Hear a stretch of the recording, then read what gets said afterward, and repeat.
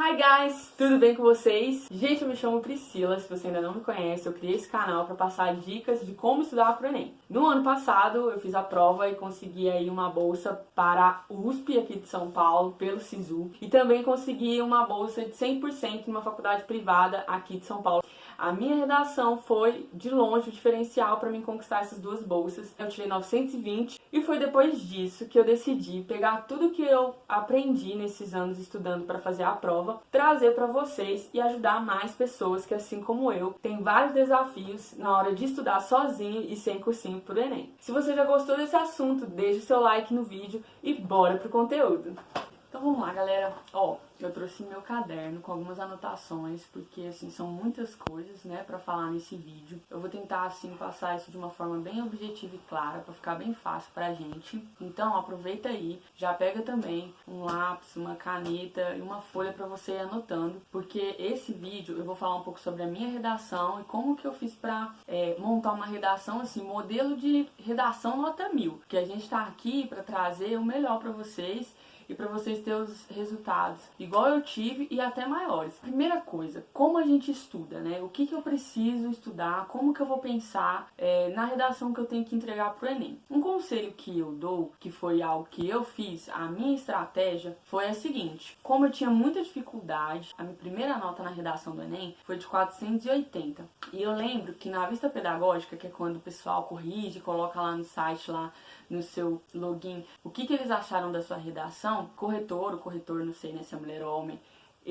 ela, tipo, acabou com, vamos falar que é ela, acabou comigo, apontou todos os erros mesmo, eu tinha muita dificuldade em questão de pontuação, acentuação, de relacionar as ideias, ela falou que eu não organizava as ideias legal, e a gente precisa ter um texto bem consistente, bem coeso, sem deixar, assim, as ideias vagas, entendeu?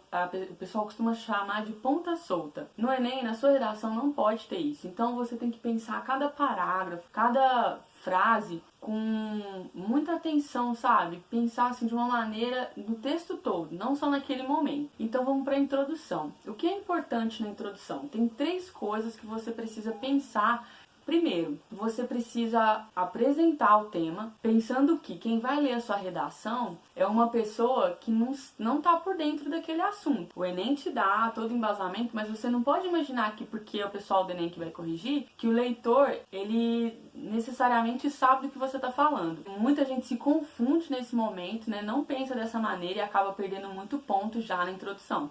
Então pense que você precisa apresentar o tema da sua redação, a sua proposta, a sua tese, de uma forma que qualquer pessoa que não tenha a menor ideia do que está acontecendo saiba sobre o que você está falando, sobre o que você quer falar. Então, a apresentação do tema é algo que você precisa fazer e de uma maneira que qualquer pessoa que não entenda nada do assunto vai conseguir entender. Segundo ponto, você precisa usar repertório sociocultural. O que é isso? Talvez você não saiba, eu mesmo não sabia. Repertório sociocultural nada mais é do que, tipo, experiência de vida. Tipo, coisas que você já fez, que você conheceu. Uma maneira de você ter essas bases. Quando eu comecei a estudar as redações nota 1000, eu vi que as referências socioculturais desses alunos eram sobre filósofos, teorias, muita coisa relacionada, sabe? A ciência, filosofia, sociologia. E eu, particularmente, não tinha muita familiaridade com o assunto. Nas minhas aulas, na época na escola, não era muito legal, então assim, não aprendi quase nada. E isso fez com que eu me sentisse muito distante da realidade de uma pessoa que tira 1000. Eu falo pra vocês que eu fiquei assim, muito assustada na época de olhar aquela redação e falar assim, pô, essa pessoa é muito inteligente, ela é o crânio, como que eu vou conseguir fazer o que essa pessoa fez? Só que assim, a gente precisa ser realista, mas não pessimista, né? O que eu fiz? Eu adequei a minha realidade e comecei a buscar maneira de construir um repertório sociocultural bacana. Foi quando eu comecei a ler, eu me apaixonei por leitura, eu não gostava, Eu lembro que eu comecei a ler em 2015, foi um livro que uma colega pegou emprestado na biblioteca e tipo, falou, por que você não leu? Eu falei que não gostava, mas ela insistiu e eu descobri um livro de aventura e eu fiquei super apaixonada pela leitura. Então eu recomendo que você busque ler, caso você não goste, temas que te agrade, sabe? Coisas que você gosta de ler, porque no decorrer dos testes, dos treinos que você for fazendo, eu vou falar sobre isso mais tarde nesse vídeo, então presta atenção e continua aí, você vai ver que toda a experiência que você tem, todo o conhecimento que você adquire, você pode usar nesse momento. Inclusive, eu usei um livro do Augusto Cury, chama-se O Colecionador de Lágrimas, Holocausto Nunca Mais, fala sobre a guerra de 1940 e eu particularmente não gosto de história e eu consegui aprender sobre essa parte da história de uma forma muito legal e interessante por causa desse livro. Eu vou colocar aqui no link da descrição, caso você queira saber mais e até comprar, eu recomendo. O repertório sociocultural você não adquire somente lendo. Caso você não goste, realmente deteste ler, eu recomendo ainda assim que você tente. Mas caso não tenha essa possibilidade, você consegue ter um embasamento com séries da Netflix. Por exemplo, uma pessoa que eu estudei com ele, né, procurando conteúdos na internet e que tirou nota 1000 na redação de 2018 foi o Lucas Felp. Inclusive ele disponibilizou uma cartilha com algumas redações nota 1000. Foi uma ação bem legal, uma galera assim que tem um conhecimento monstro e decidiu fazer uma boa ação para quem ele sabe que não tem tal condição de fazer cursinho como eles. Eu vou colocar também no link da descrição essa cartilha para vocês pegarem e já começar os estudos lendo essas redações. Então, ele conseguiu fazer isso com uma série. Ele usou Black Mirror e também o livro 1984. E como você pode ver, você tem várias maneiras. Nessa cartilha tem redações em que as pessoas usaram músicas, então tudo você pode trazer para dentro da sua redação, uma forma de você defender a sua tese, o seu argumento, a sua opinião, usando esse material. Usando isso que você adquiriu, seja numa série que você assistiu, numa música que você gosta, num livro que você leu. Eu recomendo, e por que eu recomendo a leitura? Porque você quando lê, você entende e aprende como você coloca as palavras, você descobre estratégias argumentativas, e isso é muito importante não só para a redação do Enem, mas para todo o contexto da prova, porque você vai precisar interpretar muito bem as perguntas para conseguir aí ter uma maior probabilidade de acerto, digamos assim. Esse é o segundo ponto da introdução. No terceiro ponto é onde você vai colocar a sua tese. O que é a sua tese? É o problema que você identificou. O que o Enem te dá? Ele te dá ali um texto, né? Ele te dá umas informações para você discorrer acerca daquilo. Você identifica os problemas que você quer defender em relação àquilo que ele te apresentou e essa é a sua tese. Então você precisa, na introdução, pensar primeiro que a pessoa que vai ler, ela não faz a menor ideia do que se trata.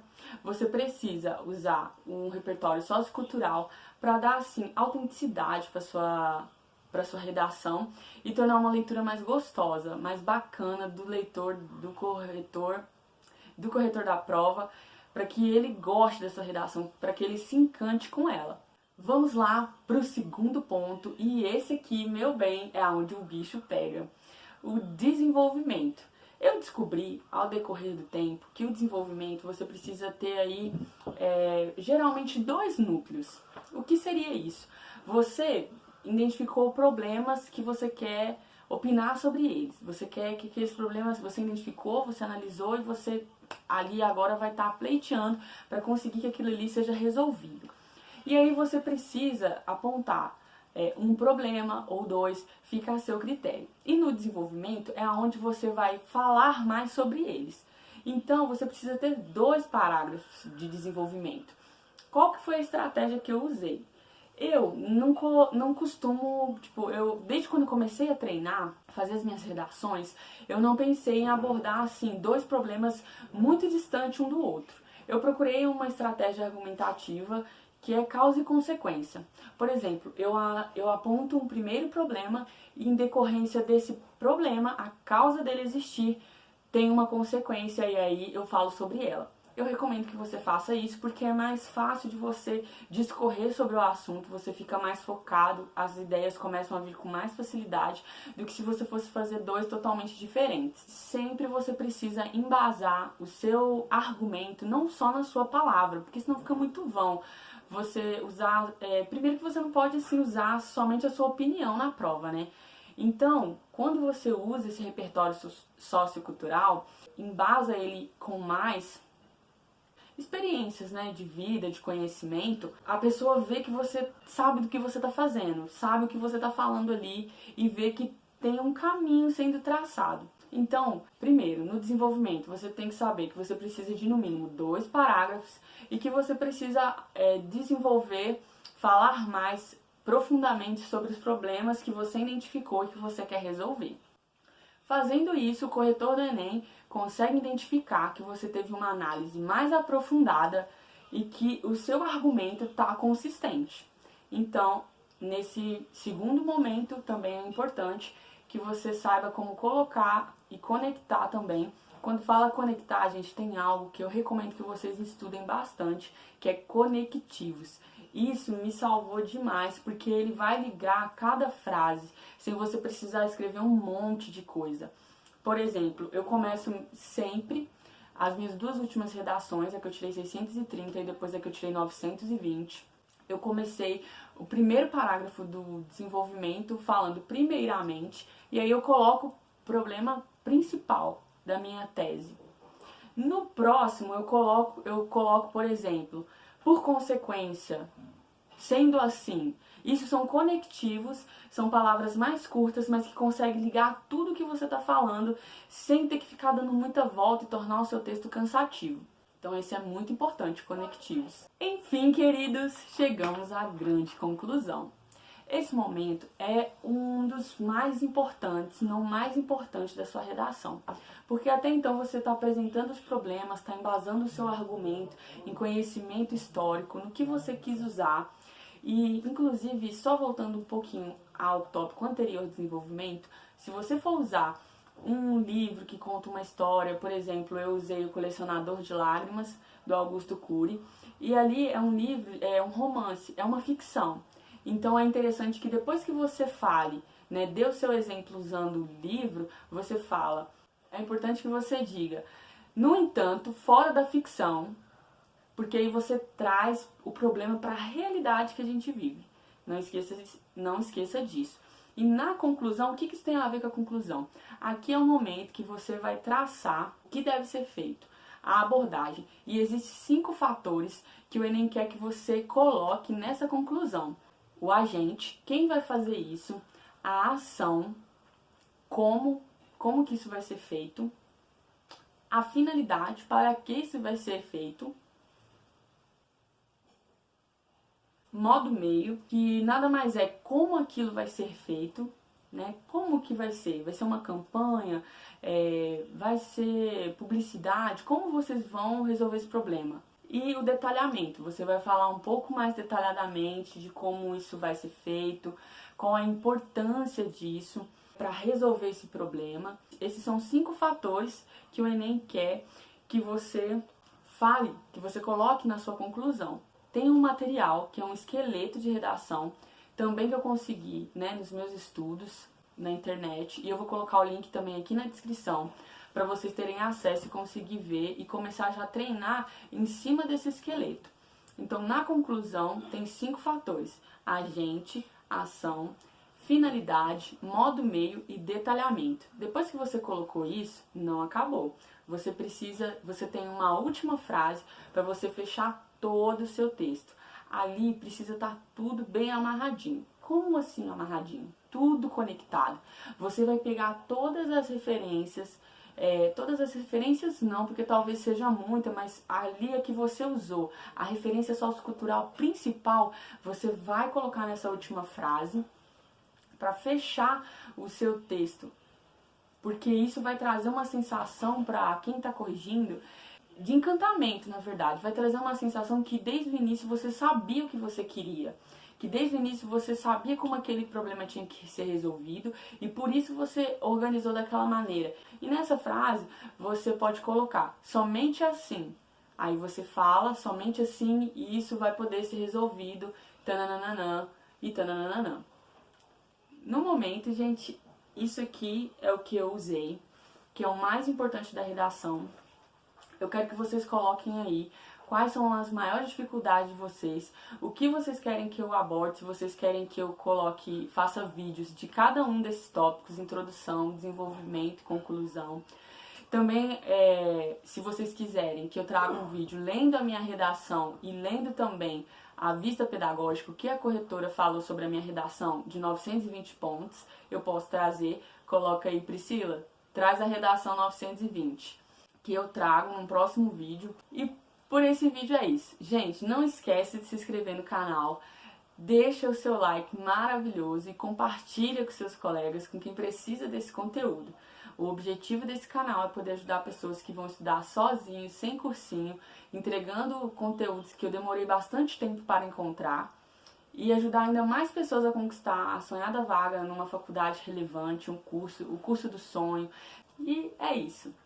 Um beijo da Pri e até o próximo vídeo.